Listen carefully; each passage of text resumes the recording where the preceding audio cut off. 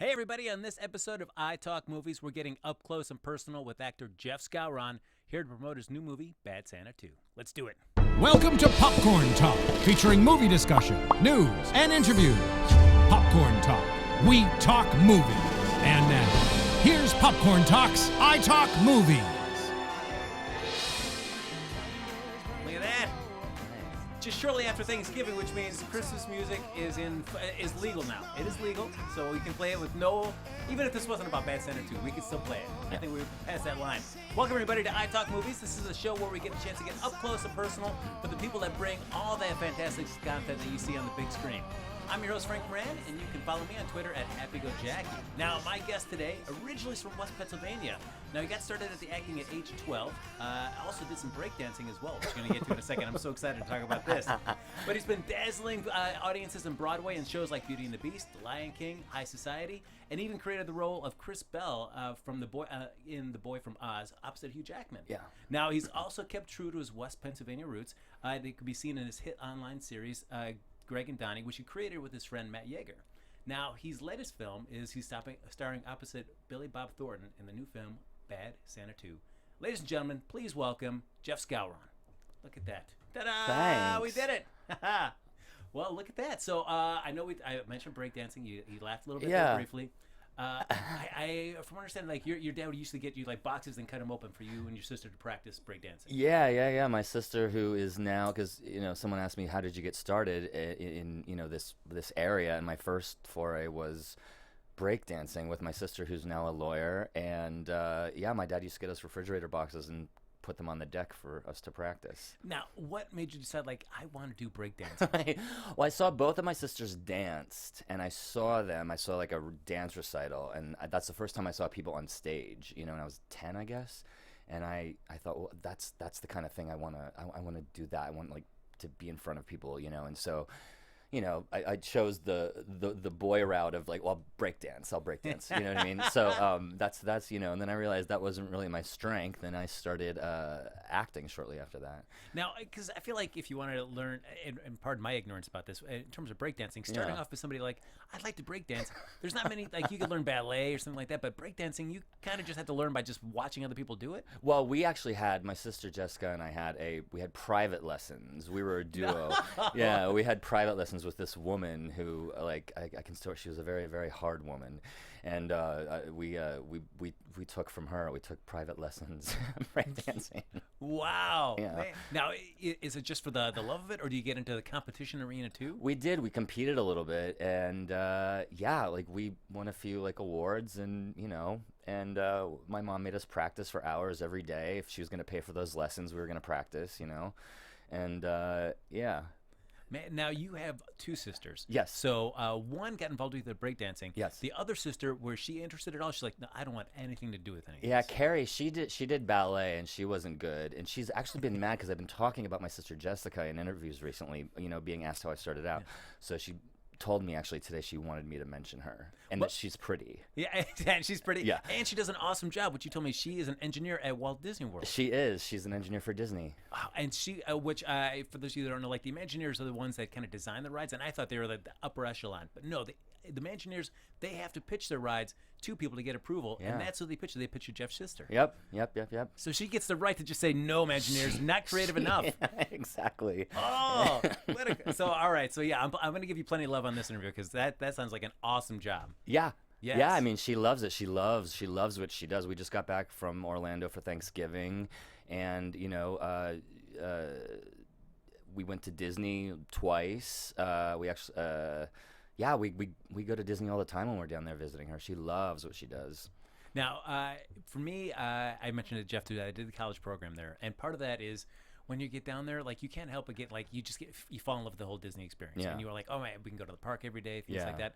But then you also buy all the clothes. And when I left and came back to school, I mean, I couldn't think of a piece of clothing that I had then that didn't have some sort of character on it. Yeah. And which is fine in Orlando. Right. But when you come back to Illinois and you realize something like, all right, what am I doing? Everything I own has got some Disney character on it. You kind of feel like everybody's giving you second looks like, dude, what are you doing? Sure, yeah. I have several T-shirts. Yeah. I have a lot of merchandise. But I feel like that's only appropriate to wear in certain places. Like, Yeah. Yeah. I mean, it's okay to wear like one T-shirt, but when every single day there's somebody who's seeing me wearing a different Disney shirt, like, My niece Lexi, I mean, Carrie's daughter, she dresses up like a princess every day. She has to lay out all her different princess dresses, and she chooses one, and so every day she's in costume.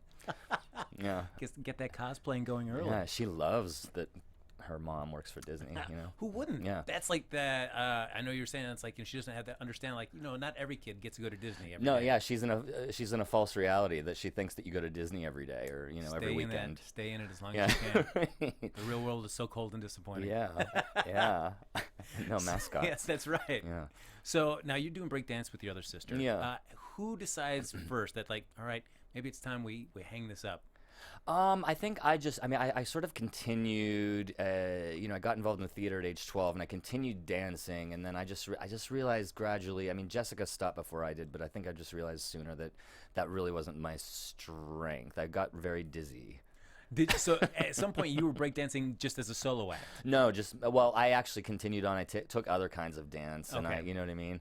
And and that helped with when I did some musical theater, and that really helped me in that area. So I continued taking dance class in general.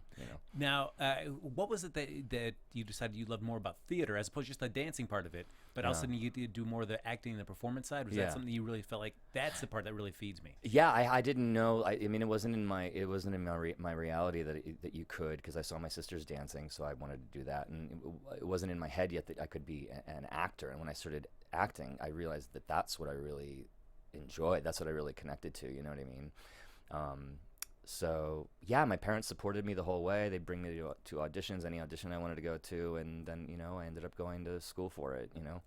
Now, what's it like as 12, starting off and going on auditions as a 12-year-old? I mean, I think we all hear stories now how it is if you're an adult out here in Los Angeles or anywhere, kind of going on auditions. But as a child, what's the audition experience like? I mean, my dad would usually bring me and wait for me, and rehearse with me in the car before we'd go in, and I mean, I actually really loved it. I actually like auditioning. Really? Yeah. So few actors say that. I know. What do you enjoy about that experience? I just like the sort of like the challenge of making something work. You know what I mean? And if I don't know, like it's satisfying to go in and of course auditioning poorly is horrible, but like if you're prepared and you have you know what you want to do, I find it really fun. Because I feel like that's such an awesome mindset to have. Because if you go in there just wanting to have fun, I feel like that lowers the expectations or what you feel on the pressures that you put on yourself. Oh yeah. I stopped going in trying to impress. I just try to do what I know I can do, and if they're receptive or they're not, you can't help that. Was that something that you always had, or was there a point where you decided to make that conscious switch where like, you know what, I'm just gonna go in and have fun on these auditions? Yeah, it probably in my like early 20s, mid 20s. That's when it clicked that no, I actually, I can control how I feel about this, and it made it a lot more fun. Yeah. How quickly did you notice a difference after you kind of adapted that new mindset where you feel like, all right, if I'm just going in to have fun, also I'm booking more frequently? Yeah, I mean, I did notice that actually right when that happened. It was when I booked my first TV thing, and yeah, that's when I realized, oh, okay, I can just go in and do what I already know I can do. Now, we talked a little bit about Broadway. I was mentioning some of the shows that you've been in. Yeah. I mean, just to be on one Broadway show, great for some people, but you've been in so many. What is, just like being Broadway, just what is the experience like for that? I mean, it was great. It's sort of, when I moved to New York, I was around a lot of actors who, had to go to a show every night, and I thought that sounded amazing, and then you get your first show and you get to go into a stage door at 7:30 every night, and you're walking around with all the other actors going to their shows, and it's like it's a great feeling, and it sort of demystified it all for me, you know what I mean? And it was a cool feeling to accomplish that. When you mentioned that it kind of demystified the experience for you, what were some of the things that you kind of were wondering about that now having a regular show to work on kind of answered those questions for you? I guess just sort of like, I would always think, well, they're going in to do, they're in a Broadway show, they must be so nervous, that must be so exciting, you know what I mean? And all the other stuff around it, and like, how can I get that? And, will I ever be in a Broadway show? And then when it started happening, it was like, oh yeah, it's like, it's a job, and you know, I was calmer about it. I wasn't so frantic about it. Is it that you feel? I mentioned you're starting off the first time the show is opening. Yeah. A little bit more of that nerves and jitters. Yeah. But then as you're laying into your run there and you're getting more comfortable with the character and the performing, that kind of just laid back sense of, I don't want to say like relaxation kind of increases as the run continues. Oh, definitely. You know, and when you get into a groove with it, and any theater, once you get into a groove with it, then it's just sort of second nature, and you're not in your head so much. And then are you looking for ways as the run continues, just ways to just keep the material fresh for you, to kind of different ways to kind of challenge yourself? Yeah, and I would often get in trouble for those things, you know, because I would try different things, but, you know. So is it like, is it a big note session after a performance? We're like, Jeff, what did you do? I used to get a lot of notes. Really? Yeah. Is it group notes, or is it the director just comes to you personally? To me. Okay. It's like Well, especially because in a lot of the Broadway shows, I was... when it would happen when I was a replacement, in like, you know, in for example, like Lion King, I was the first replacement for my role, and so, you know, they start to get nervous if you do it differently than your predecessor, and, you know, they try to fit you into like what they did, because a lot of times they can't, you know, if it was successful the first way, they don't want it to change at all. But I'm not that kind of an actor, so that was always sort of something I had to negotiate.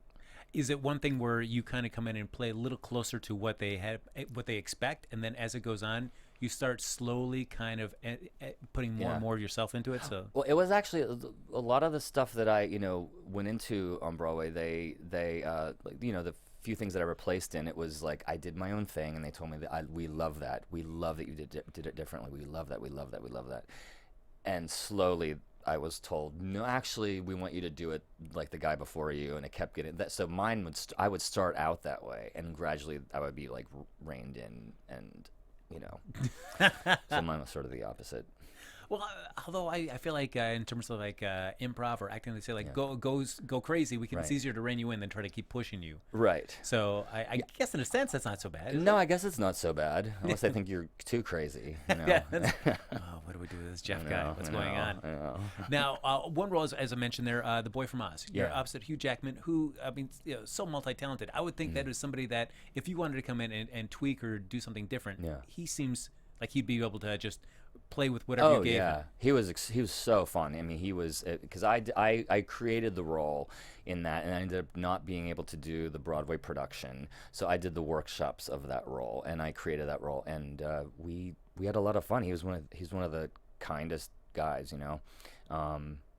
So I actually got to experiment and create on my own, you know what I mean? Because I originated it. That's such a, I mean, because other than my knowledge of Broadway, I guess, you know, just from seeing shows, but the behind the scenes and bringing something from just from a rehearsal room to the stage, you see like maybe from Smash, where you just see like, that's my big touchstone, where it's like you just get to see the rehearsal process of trying to create a show. So for you, that experience of just, what is it like on day to day as you're trying to create something for a Broadway production?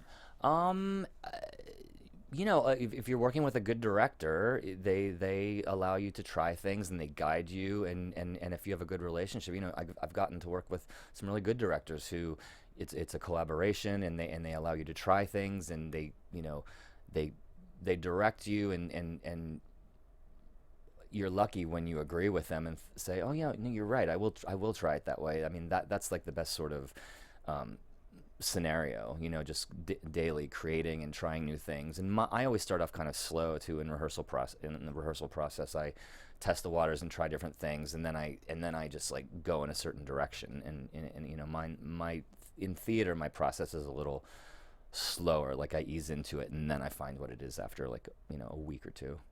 Now, certainly that's much different than TV. Yeah. If you're doing something like that, where you don't have that luxury of all that time to really kind of explore and kind of pick a direction. So Very true. How hard was it to adapt to that different sort of pace? It's just a different mindset. It's making a choice quickly, figuring, you just don't have that luxury of rehearsal. You have to make choices quickly, and it's just basically just don't have the luxury of trying out things. You have to really have, you have to work faster. I would imagine though, all your experience though in theater, just having those reps in doing that. When it comes to like, all right, we gotta do this quickly. Yeah. You have all that stuff that you can just rely on to be able to do it. Yeah, I'm very fortunate that I had. I mean, since I was 12, like I've done a lot of theater, and it's caused me to find out, how my brain works and how I work, and it's allowed me to make choices more quickly for TV and film. So. Now, out here in Los Angeles, you've also done some theater work as well. Yeah. What is the difference between the LA theater scene and the New York theater scene? I mean, it depends. I mean, there's just more of it in New York. As far as the process and the experience, I found them to be the same. I've really, and I think LA has a lot of great theater. I've was able to do a lot of like my favorite theater in LA since I moved here, and I don't think it's really any different. There's just more of it in New York, a lot more. Because even somebody that when I'm in New York think, all right, hey, I'm gonna go see a musical, go see a play, go see something like that. Even living in Los Angeles, it's never really like a conscious thought like, oh, you know what, I should go out and see something here at the theater. It's always usually I'll go see a movie. Right. Do you feel like just doing theater out here is just tougher sometimes to get more eyes seen on what you're doing? Yeah, I mean, and I've gotten to work at, it's called the Wallace Annenberg in Beverly Hills. I've done some theater there, and that's close by, and that was great. And I've worked for companies like McCoy Rigby in La Mirada and 3D Theatricals, and those are all in Orange County. So it's a 40-minute drive. But I've done some great theater, but it's just it's a little more difficult to get people from LA to go down there, to take that trip. Yeah, I guess it's one thing nice in New York. It's all just kind of compact, and it's kind of easily we don't have accessible. a Broadway. We don't have like a centralized location, which would be great. They should do that in downtown LA. Oh, that would be so cool. Just anything that kind of gets more reasons to go to downtown LA would always be cool. Yeah. So for you, what made you decide like, all right, it's time for me to kind of test the waters out in Los Angeles? I was part of a group of people who started creating content for the internet in 2006. One of the first internet sitcoms was called The Berg, about Williamsburg hipsters. And I was in that cast, and a guy I grew up with, Matt Yeager, who's now my writing partner, he was a writer and in the cast of The Berg. And at one point we decided to create this show called Greg and Donnie about people from where we grew up in Western Pennsylvania. We submitted this. We did it online for a while, and then we submitted a short 8-minute pilot to the New York Television Festival, and IFC saw it and bought it and gave us a development deal, and that's what brought me to LA. I just moved here in 2012 permanently. Oh wow! Yeah. Very nice. Mm-hmm. Now I always feel like finding somebody that you can collaborate with has got to be, I think, one of the hardest things to find out. Whether if you're in New York or in Los Angeles, wherever you are, trying to find somebody that you can really partner up and be with. Was it just the fact that you've known each other for so long that made it so easy, or is there just something else about your partnership that really like makes it just a natural fit for the two of you? Yeah, well, we grew up together, and we're best friends. He's like my brother, and we have very, very similar sense of humor. He's a terrific writer, and he sort of showed me how to do this and how to write, and we I don't know, we went through ups and downs, but we have now hit a groove where we know each other well enough that we I don't know, it just works. We have, like I said, we just know each other really well. Because I feel like you need to have that somebody where you can just be as frank and as possible with them, and not feel like they will not take it personally. Right. And yeah, we found that now. Yeah. We found how to do that. Was it tough to kind of negotiate that at first? At first, because I didn't have to. I never, I never wrote TV stuff before, and now I we're just frank with each other, and we don't worry about hurting each other's feelings. If like I said, we had to negotiate that for a while, and now now it works. So for you, was it a learning curve where it's like, I watch plenty of TV. Oh, that's just how it should be. But then actually writing it is just a totally different animal. Right. Well, we started out doing these, for Greg and Donnie, we started out doing these shorts that are, like 3 minutes long, and have the characters talking on webcam, because we were always in different parts of the country when we first started doing these. So we thought, well, if I can shoot my stuff, you can shoot your stuff. we'll edit it together as though we're talking on a webcam. And I got the hang of that sort of structure, and and just through writing with him, I've learned TV structure, and so now we're writing full pilots. We have some stuff we're writing now. Now, has Matt moved out here as well? He hasn't. He has to. I want him to, but he. What are you waiting for? Yeah, he has to come out here. He and his fiance just bought a house in Jersey. So. Well, wait. That seems to. I know. He's speaking of all these reasons like not to come out here. Right. No, we just need to sell a show, and then he can get a place in in LA as well. Then you could be bi-coastal. You know what I mean? Yes. And but we write over Google Hangouts. You have a live document you can write on. You could talk to each other, or if that, it depends. Sometimes we have FaceTime up, and then we have our final draft up or whatever. But we always write over over the internet. But we actually, when I was in New York, last week, and while I was there, we got to have the whole cast get together of Greg and Donnie, and we shot a very ambitious Christmas special that's going to come out in December, and it was nice to have everyone in the same place, and we worked for about 4 days hard on that. Oh, that's so cool. Yeah. Now,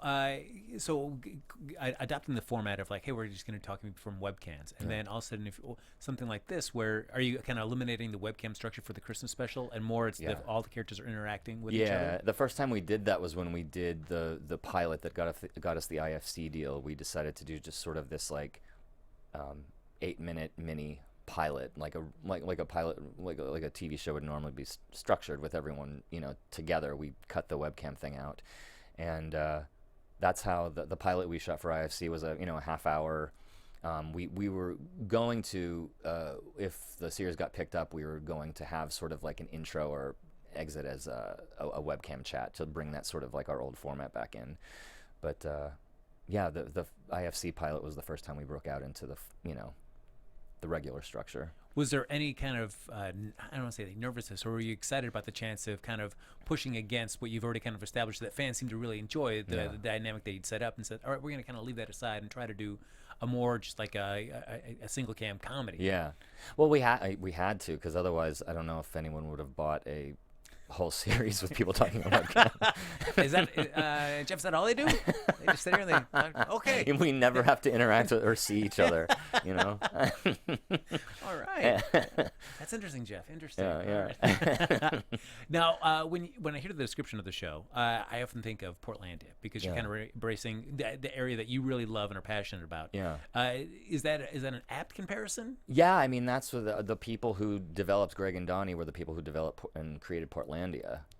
So we were right when Portlandia debuted. That's when we were in development, and I think we were supposed to go on after Portlandia, even if we'd gotten picked up. But I think that's what attracted them to Greg and Donnie too, because it was a regional specific world, like Portlandia is, and that's what Greg and Donnie was. It was a very specific Western Pennsylvanian regional comedy. What is like the Western Pennsylvania like mindset, I guess? I mean, with Greg and Donnie, I mean, it's sort of like we described it as friends who argue a lot about things, because there's a certain dynamic in Western PA where it's like it's not hostile. It's like friends argue and go on and like argue about certain things, and it's everything's still cool, but like that was sort of the dynamic that we were creating with these characters arguing at great lengths about some random topic, and that it was. And then there's there's a thick accent in Western Pennsylvania, and we incorporated that, and I guess it was sort of like it was just a very sort of like blue collar sort of I don't know how to describe it. It's a blue collar, very sort of like friendly yet argumentative tone.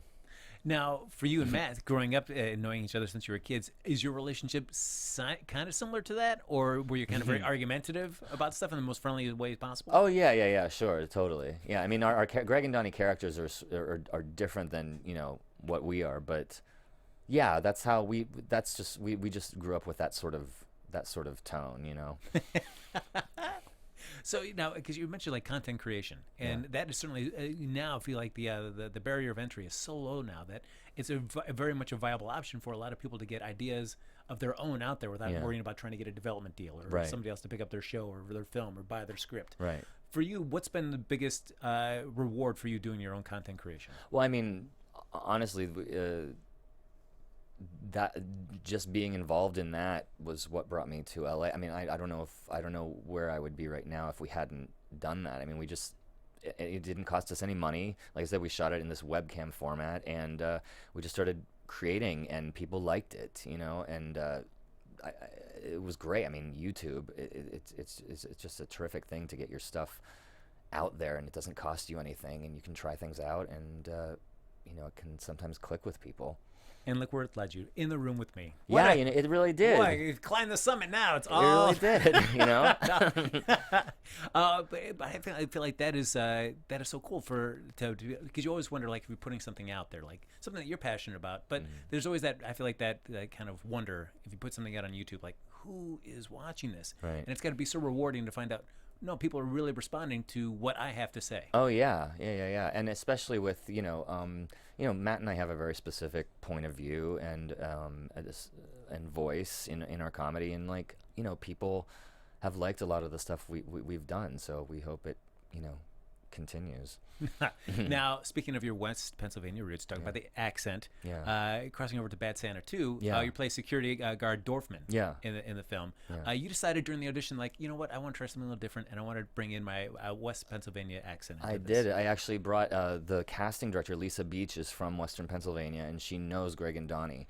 And I went in and I brought my Greg glasses, which are those sort of like big glasses you would get at like Rite Aid or something, and I said, do you think I could make him from Western Pennsylvania? And she said, well, try it, and I had the glasses and I did the accent and I read, and I had no idea. I went home like any other audition and thought, well, who knows. And for some reason, Miramax and Broad Green and Mark Waters, the director, they all liked what I did, and I was seriously in the running, which was cool.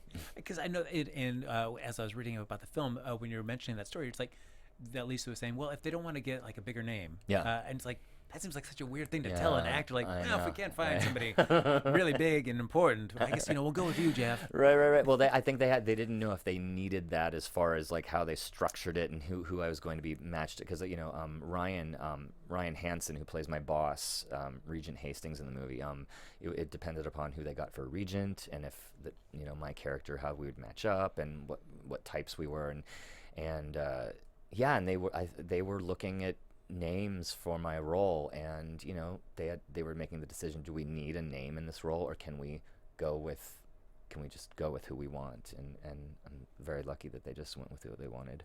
It's when you hear stories like that, you realize there's so many other factors at play, that you can do the best you can in an audition and nail it, and everybody can be really happy, but there are so many other pieces of the puzzle that need to come together to ultimately get you cast. Absolutely. I mean, people are looking at your social media following now when they cast people and things. You know what I mean? The weirdest things are coming into play. All right, quick side tangent there. As we're talking about publicity and stuff before the interview started, you said you were talking to your publicist. And they brought out the computer and said, like, his last tweet wasn't since 2014. Yeah, my first meeting with them, they a few people in the room, and someone on a laptop said, when was his last tweet? And they said 2014. They're like, you really have to get back in. So I started Instagramming and tweeting and Facebooking more. Has that been easy for you to adopt, or do you have to kind of constantly prod yourself to like, I gotta do it? I've always been a little like embarrassed about self-promotion. It's so that it's just me getting over that and just being like, just do it, everyone. You have to do it. So that's the only thing that I always just felt stupid self-promoting. Well, I feel like just in the room, having somebody in that room pull out a laptop and search your Twitter account, like, I can't just like say, I'll do it, guys. No, I got to be shamed now? I had like 3 tweets, and 2 of them were like directly to someone else. I don't know. I feel like, I guess like the secret is you have to like that combination of self-promotion and some kind of just like witty observation about something. That way you don't feel like you're mixing it up, so it's not always like, there's another tweet about something this guy's doing. I don't want to be that. So I include like pictures of my nieces and nephews and stuff. There you go. To make it not so obnoxious. That's right. So your trip to Orlando last week was just like, guys. This is Oh my God, I have social so media. much material. Yeah, I got that's. Thanks, guys. You got me set for the next couple weeks. Yeah, I have Perfect. so many pictures. Yeah, yeah. So now, of course, if you're thinking about Bad Santa 2, I mean, a lot of people, a well anticipated sequel to a film that really everybody really enjoyed the first go around. So, for you, were you a fan of the original Bad Santa? Yeah, I was a huge fan of Bad Santa and of Billy Bob Thornton. And so to be cast and to be doing scenes with one of your favorite actors and to be cast in the sequel of one of your favorite movies. I mean, it's really cool to be doing scenes with these characters that are so in your head already. It's a very cool feeling. So the first time you meet Billy Bob, is it during the table read? It was actually when my first day on set. He came up and introduced himself to me, and we talked for a little bit. He's a great guy. That was the first day I met him. I wanted to keep talking to him. But at the same time, I thought, well, I don't want to be be annoying, so I think I ended up ignoring him or something because I didn't know how to handle it. I feel like I'd be the same way with you because anytime I meet somebody that I appreciate their skills or their talents, and I don't want to be like a burden. Yeah. So I always default towards like I don't want to bother you. Yeah, I go the opposite direction and fully ignore them. Yeah, and then I feel like maybe they're really offended by that. Yeah, I don't know. Yeah, because I can never think like they would want to just talk to me. Yeah, No, they don't want to do that. I know. It was a battle. So it's when do you feel like along the whole filming process that like you kind of got comfortable like hey, I'm just hanging out with Billy Bob and we're just having a chat? I was there for the second half of January and then for about 3 weeks in February, and after like the second day of being around these people, it was a really fun set. It was very comfortable and fun, and when you have work to do and you want your work to be good, you have to sort of like let go of all the I can't believe I'm sitting next to Kathy Bates. You have to let go of all that. I feel like that's one of the things like easy to say, and at some points during the process it's got to be hard to do because you can't help it. I imagine that voice in your head just popping up occasionally like, oh my God, this is Kathy crazy. Bates. I know. Oh my gosh, she was in Misery. She totally hobbled Jones Con. Sitting talking to Christina Hendricks. These are people who I just like admire and like a lot, but your work will suffer if you just sit around being a fan all day. So you have to focus. Now you shot up in Montreal for this. So a first time to go into Montreal for you? It was. I loved Montreal. It's beautiful. How does that? Because I've been to Vancouver. That's the only city I've been to in Canada. Okay. How does it compare? I've never been to Vancouver. I've been to Toronto. I mean, we were in Old Montreal, which is like very. Became a place in called Montreal, I guess, in like the 1600s. It's very old, like where we were, very narrow. It was like Europe, like very narrow streets and like cobblestones, and it was right after I started shooting like mid-January, so it was just after Christmas. It was still snowing, so I had just this long Christmas last year. It went from Christmas through, March was just Christmas with it was real Christmas and then Bad Santa Christmas, and it was really nice. Montreal was beautiful. How cold was it, though? Very, very, very cold. So at one point, do you feel like, hey, guess what, Jeff? We went shooting Bad Santa 2. Bad news, it's going to be shooting in Montreal in January. Oh, I didn't care. That's fine. It's fine. That's right. We're going to be in the Arctic. That's fine. I didn't care. I mean, we were. The one day I went out to get some toiletries on a day off, and the guy at the front desk of the hotel was, I asked where a drugstore was, and he said, well, we'll go out and get the things for you. And I was like, no, it's okay. I'm just going to go get some, toothpaste. And he said, well, we'd advise you not to go outside because it's very cold. And I was like, no, I'm fine. That's very nice, And I went outside and my eyelashes, everything freezes instantly. You know what I mean? And it was really bad. I can only think the coldest I've ever been is where you breathe in through your nose and the sides of your nose stick together. Yeah, that's what it was like that. Oh, yeah, all right. Then you're like, what am I doing? Yeah. Suddenly all the things you need drop off one by one. You don't need them that much. You just go back to the hotel. Yeah. Guys, brushing my teeth is not that important, guys. Yeah, no. I'm not doing any kissing scenes. It's good. Right. Yeah. So now you finished the film, and yeah, of course, you have the whole big premiere, the whole release, and all that. Yeah.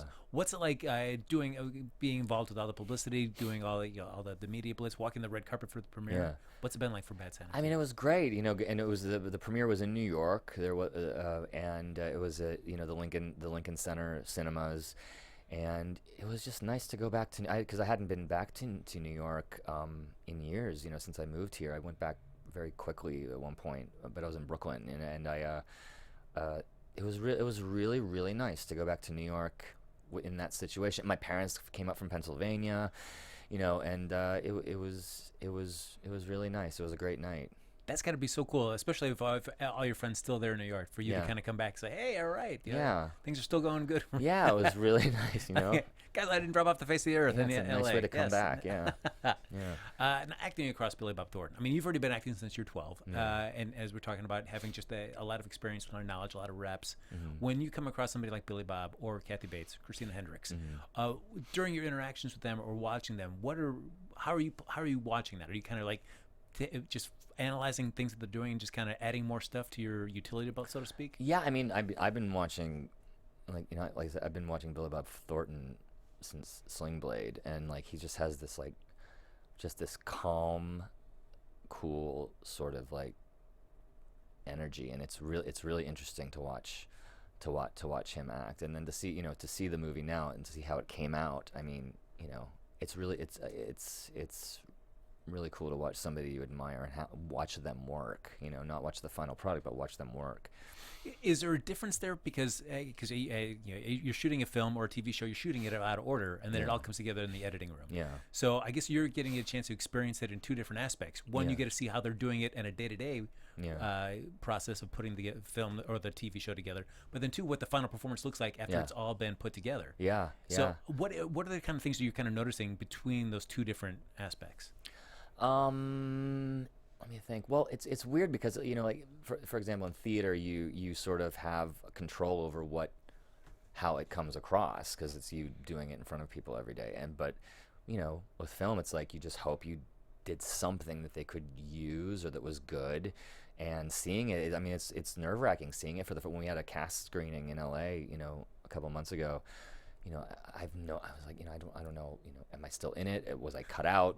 How much was used? Like, what takes did they choose? It's a weird thing because there's such a disconnect between when you do it to what the product is, what the audience is going to see. There's such a huge gap that it's a weird feeling to, it always is to see the first cut or a final cut and to be, you don't know what you're going to see. You have no control over it. Now, for you, are you watching it? Are you able to kind of take a step back and just enjoy it for the film itself, or are you constantly just picking it apart, like, I could have done this differently? Or I could have always. I mean, I've now seen the film 3 times. So this last time I saw it, which was at Disney, at the wide release last week, I finally got to sort of like sit and enjoy it, with my sisters, and was able to finally enjoy the movie instead of analyzing everything I did. Did they give you any notes on your sister? Give you any notes on your West Philadelphia accent, or West Pennsylvania? Yeah. Excuse me. No, they all loved it. All they keep saying is, "Are you being dad?" Yeah. So. And right now, Jeff, how much of your dad is in that performance? Well, I mean, that accent? that's how my dad talks, and I look like my dad. So, like, I guess that's there. I think that's why people are thinking. So now, as we're coming towards the end of this, Jeff, what are you working on next? Well, next, I mean, Matt and I are in the process of writing new scripts, and I don't know. I'm just sort of taking the holiday, and then hopefully we'll get something again soon. You know what I mean? See what this film does. Now, for you and Matt, of course, separated by coasts. Yeah. There, what kind of structure do you have to your writing process? Well, we normally it depends, but like if we're on a schedule, it's we're getting up and I'm 3 hours behind him, so we set a time and then we get on and we usually work for a long time. It gets to the point where you just have to get off. You have to get offline because your eyes are bleary. But that's what I'm going to be doing now. We're going to be editing this Greg and Donnie Christmas episode.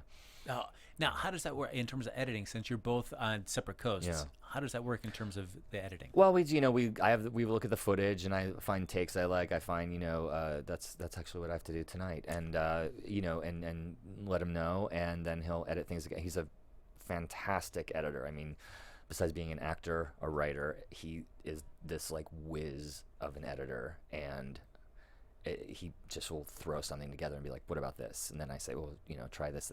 I mean, Dropbox and all this other stuff, you know what I mean? He's so fast that like, I get to see examples of the cut that we were talking about, and then I can tell him what I like or don't like, and and that's how we work. Well, speaking of that, I guess one other question I want to ask is in terms of content creation, you and Matt working together and kind of trial and error and stuff. For people that are kind of coming up behind you, following in your footsteps in terms of content creating, what are just some of like the pitfalls that you wish, like, oh man, I wish somebody had kind of told me that starting out to help kind of avoid? Just do it to keep it consistent and do it very regularly. Because we're both we both have our other projects going on individually, and sometimes you can get off track and you don't put out content as much as you wanted to. Like we wanted to do, last year we wanted to put out an episode every week, and we got 2 out, and then we both got busy and we stopped. You know what I mean? I think consistency and regular, keep it consistent and your output. That's probably the thing I would tell people to do. Is weekly kind of a goal to aim for? Is that almost too ambitious to start off with? Like if you can even do like once or twice a month, like every 2 weeks. Is that you can do you can do that too. We wanted to do every week. I mean, we were doing this new season. We were doing every week, and then the election happened, and we all just sort of like. We didn't care about anything else that week, you know what I mean? So like we got off that week, but we try to do every week. Well, and to think that it'd been a little while since you released an episode of Greg and Donnie, and then all of a sudden to think like 200,000 views in the first 24 hours. I mean, that's got to be so reassuring to think like, all right, it's been a little bit of a while. We kind of fell off the wagon, so to speak, but the fans are still there for us. Yeah, that was a really, really nice comeback, you know what I mean, to for so many people to be, because people share it, and we found it's better to like share things on Facebook as well. Like if you actually post it to Facebook instead of a link to YouTube. Like we are now trying to keep things on Facebook to keep the views in that realm, and people sharing it on Facebook. And people were sharing it like crazy. It's great. I mean, the people in Western Pennsylvania, and people who were from there, they get it and they like it and they appreciate it, which is so nice. Now, as somebody that's kind of twist your arm to be on the social media, is it easier if it's a product of something that you're creating? It's your Matt's baby. It's like you've got 50% of like, I got to get it out there and get people to see this. Yeah. Does it make it easier to get on the promotion, like Twitter, Facebook, do that social media blitz, or it's like? It doesn't matter. No, not with that. If it's like if it's some not just about me, I'm more comfortable promoting. It's Matt and the 2 other people that are in the show with us. Yeah, I'm doing it for them. Yeah. You're so selfless, Jeff. I know. Look at that. I know. Thanks. Well, if they want to keep up with everything that you're doing, where can they find you? Because I know you're tweeting like mad. You've got a lot. I'm Instagramming, That's right. You got a lot of great content that you got last week in Orlando. So where can they find all this? All on Instagram and Twitter. It's at Jeff Skowron, JeffSkowron, all one word. And on Facebook, just go to the like the Greg and Donnie fan page, and that's where we post everything. And is the next episode going to be released? Will it be the Christmas special? I think we're trying to have one maybe this week. I don't know. It's been this Christmas episode is huge, and it's a lot of work. So we don't know. We have a few sort of like ready to go out, but we don't know. I don't know if they'll be released this week or next week. But we'll have 1 or 2 more episodes before the Christmas episode. And I know you said that it was very ambitious, this Christmas episode. Ambitious in a great way, or ambitious where at some point you're like, what are we getting ourselves into? Both. I mean, we did a Christmas special when we first started out, a parody of a Christmas Carol, and that was, and so we're doing something along that line for this Christmas episode, and it's probably gonna be 20 minutes, and it's being shot just like the original film.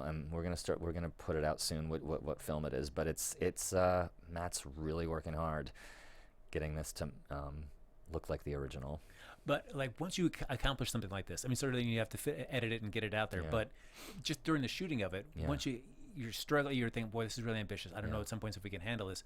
Now that you finish it, do you look back and go like, all right, that wasn't quite as bad as we thought. Boy, now we have to even challenge ourselves even further the next time. No, I mean we've done this a few times with these full length episodes, and we just know that Matt's good at knowing how many days it's going to take and how many pages we have to get done in this hour or this day, and all I can say is that we were on schedule, which was great. You know what I mean? But there's things you don't foresee, like somebody not showing up or rain or whatever. But we somehow did it. Yeah. Well, as somebody that said that they kind of like to go out there and really push the boundaries when they're performing, I feel like pushing yourselves in terms of content creation, just challenging what your abilities and skill set are. It's got to be that kind of like fun kind of fear at some points. Oh yeah, totally. And and we work until we get it done. We can ask for it. If you find that right person that you can actually put those long hours in, they both have that same mindset. We got to get it until it's right. Yeah. What more can you ask for? Yeah. Awesome.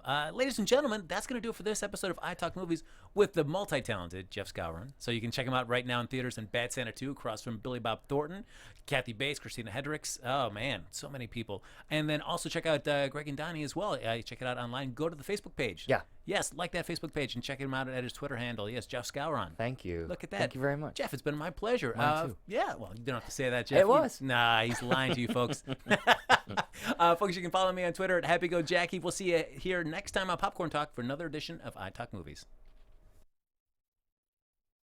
Menounos, Kevin Undergaro, Phil Svitek, and the entire Popcorn Talk Network. We would like to thank you for tuning in. For questions or comments, be sure to visit popcorntalk.com. I'm Sir Richard Wentworth, and this has been a presentation of the Popcorn Talk Network. The views expressed herein are those of the hosts only and do not necessarily reflect the views of the Popcorn Talk Network or its owners or principals.